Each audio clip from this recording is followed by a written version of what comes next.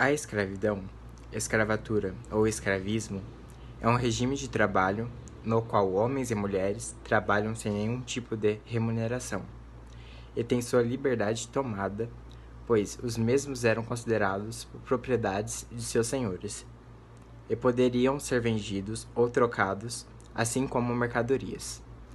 Essa prática era costumeira em todo o mundo e foi realizada durante muito tempo. Hoje em dia, a mesma se tornou ilegal, embora ainda existam trabalhadores em situações semelhantes à da escravidão. A origem da escravidão se dá por meio das guerras que ocorriam, onde os povos que perdiam eram submetidos a trabalho escravo pelos vencedores. Essas práticas ocorriam em diversos países, como os povos hebreus, assírios e gregos. Como era a escravidão antigamente? Na Grécia, mais especificamente em Atenas e Esparta, que eram duas cidades-estado, a escravidão era comum. Em Atenas, o poder ficava nas mãos de homens livres e proprietários, e a mesma era composta por prisioneiros feitos na guerra, os quais eram obrigados a trabalhar à força e sem salário. Esses trabalhos podiam variar desde trabalhos domésticos até a trabalhos no campo e em minas. Já em Esparta, os escravos eram chamados de ilotas, e os mesmos não possuíam um proprietário. Na Roma, a população era dividida em patrícios, plebeus e escravos, os quais eram adquiridos por meio de tráfico humano. Os mesmos atuavam principalmente em trabalho agrário, mas podiam ser também músicos, escribas, malabaristas ou gladiadores treinados. Um desses gladiadores ficou muito conhecido, o qual se chamava Espartaco. O mesmo conseguiu reunir um número de pessoas que queriam o fim desse sistema escravista, porém isso não deu certo. E o grupo foi massacrado 2 anos após a rebelião. Escravidão na América do Norte.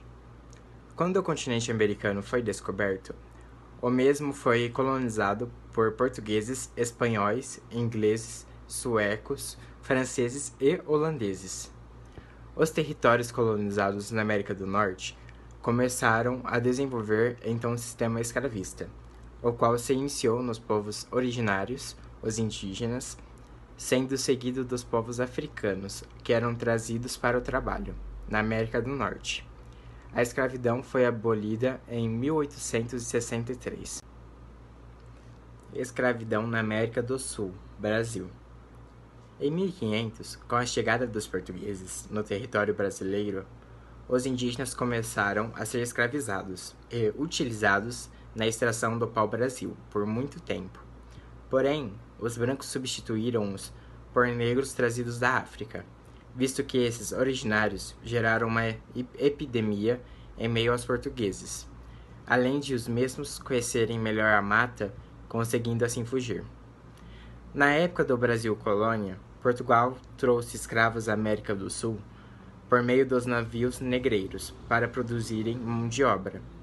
As condições desses navios eram desumanas, tanto que muitos costumavam morrer durante o transporte, tendo seus corpos jogados no mar logo em seguida. Ao chegarem a seu destino, os negros eram vendidos para trabalharem em lavouras, minas ou realizarem serviço doméstico.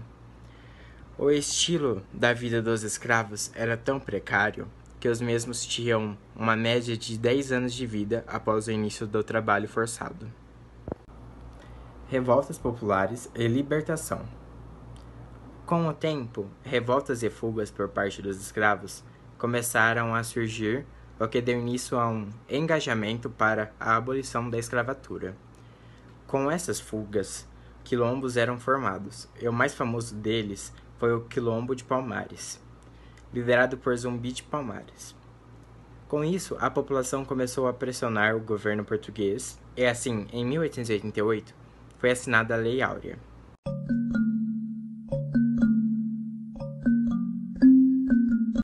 Bom, eu vou falar um pouquinho sobre as mazelas do racismo na sociedade brasileira.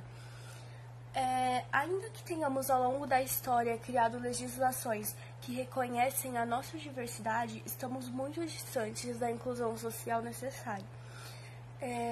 Nós enfrentamos muitos momentos difíceis durante a história, como ditaduras, crises políticas, crises econômicas, mas a democracia que foi conquistada lá atrás, há 30 anos atrás, ela sempre nos inspira a seguir em frente, né? Construindo uma sociedade que é pautada por direitos respeitosos, que respeita o direito individual de cada um e expressa isso nessas leis. Bom, a discriminação de qualquer ângulo é algo que nos limita enquanto civilização, então nos limita a crescer realmente como pessoas, né, e como sociedade, porque nós somos um povo muito miscigenado, isto é, a soma de diversas culturas, povos e etnias. E, assim, é uma coisa muito bonita porque na nossa família mesmo vemos bastante como isso é uma coisa real e do dia a dia mesmo. A gente vê pessoas de diferentes jeitos, diferentes crenças, tudo, né? No Brasil e nos Estados Unidos, assim como qualquer outro lugar, nós fazemos parte desse incrível resultado de uma terra de imigrantes. Contudo, assim como nos Estados Unidos, o Brasil também não venceu ainda as mazelas do racismo. Isso não é uma coisa boa. O Brasil ainda tem muito o que se discutir sobre os casos de racismo, né? Casos, não só Brasil, nos Estados Unidos, casos como o de George Floyd e Decotelli, eu não sei exatamente o nome dele, carregam elementos extremamente racistas que precisam ser discutidos, os processos precisam ser conversados e falar, não, isso que tá errado. As pessoas têm que ter mais noção disso também.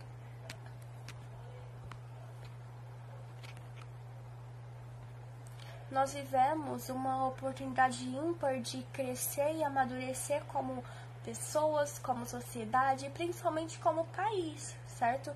E nós devemos valorizar muito mais atributos racionais, intelectuais, a inteligência, a moralidade de uma pessoa do que a sua cor de pele, que não difere ela de outras pessoas. A gente não tem que deixar que o racismo diminua a gente como povo e como cidadão, de forma alguma. Bom, agora eu vou falar um pouquinho sobre as medidas de combate ao racismo. Então, como já foi dito aqui, mostrado, o racismo é um dos piores males que a humanidade, né, carrega por gerações. E o combate a esse tipo de preconceito deve ser assim, uma luta diária nas relações sociais ou internamente, tipo, a pessoa parar e realmente refletir o que ela está vivendo e os atos que ela está tendo enquanto cidadão, né? Bom, até 2003, nas escolas não era obrigatório o ensino sobre a cultura afro-brasileira, então as crianças não tinham muita noção do que acontecia fora aquilo que ela conhecia, que ela cresceu sabendo. Aí, a partir de 2003, uma lei federal, que foi a lei de 10.639, tornou obrigatório que nas escolas públicas e particulares tivesse o ensino da cultura brasileira. Acho que eu falei errado aqui, da cultura afro-brasileira. Que era uma medida que já está surtindo bastante efeito, visto que antes as crianças e os adolescentes tinham menos noção do que tem hoje sobre essa questão de racismo.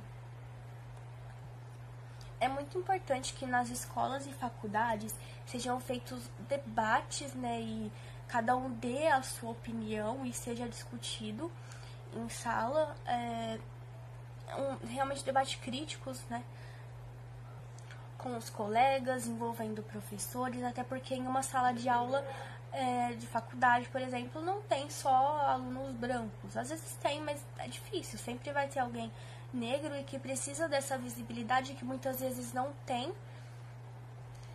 Então é muito importante construir um ambiente de respeito, né, ao próximo. Eu tinha lido uma matéria sobre uma mulher do Mato Grosso, acho que ela era. E ela tinha uma mulher na casa dela que ela mantinha como escrava. Era uma senhora já idosa e ela mantinha outra idosa como escrava dela há muitos anos e as pessoas não descobriam isso.